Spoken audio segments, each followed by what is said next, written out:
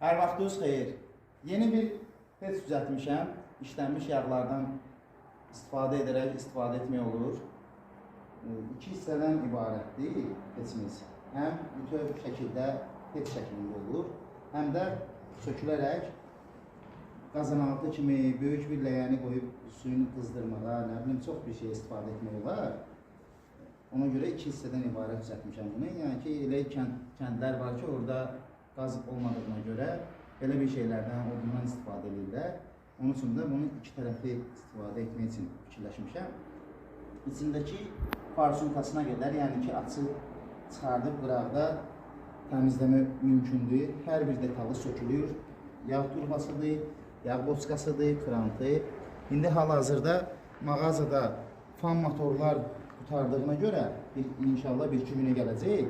Ona görə fellə qoymuşam hələlik ki, yəni ki, yandırıb göstərə bilmək üçün onu. Hal-hazırda indi peci öz yerinə belə keçirdərək bütövləndiririk. Bu oldu bütöv forması. Və ya gördüyünüz forma iki tərəfli. O elə bir ki, qazanatlığı deyilir. Belə bir şey üçün istifadə etmək çox əlverişlidir. İndi isə videonu saxlayırıq, yandıraq, sonra onu da göstərəcəyik. Təkəli yandırmağını da göstərək sizə, qərarı gəldik. Buradan yağ krantımızı açırıq. Yağ bu turbo vasitəsilə farsonkanın alt hissəsinə tökülür. Yəni ki, bunu kağızla da yandıra bilərsiniz, amma bunlar daha əlverişli və gözəldir, bu şeylər, qaz balonları.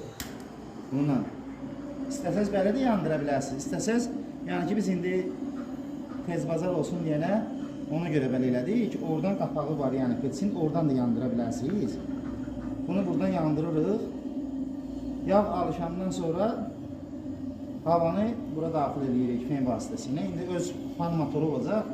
İnşallah istəyən olsa, istəyə görə bu hissəsinə, üst hissəsinə lis dəmir də qoyub, yəni ki, sanik qızdırmağa, qaynatmağa istifadə etmək olar.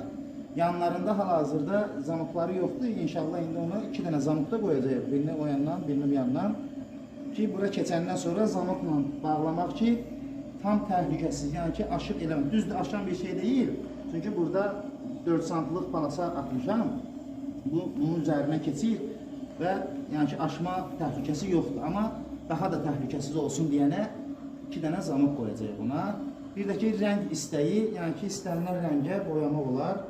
Yanmayan boyalarla. İndi onlardan da hal-hazırda dükkanda ancaq alüminium rəngi olduğuna görə biz istədik qeyri-adi bir rəng quraq. O da olmadı.